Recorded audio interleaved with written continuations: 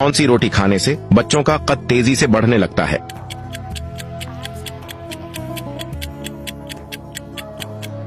जवाब है बाजरी की रोटी।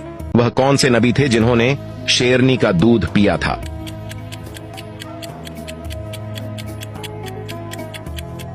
जवाब है हजरत दानियाल। बताएं कि किस नबी की कौम बंदर बन गई थी?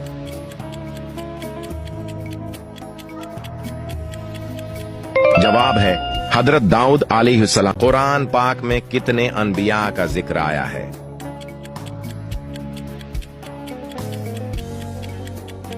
सही जवाब है 25।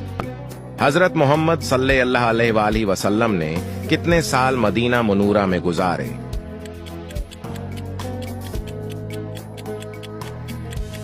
सही जवाब है 10 साल।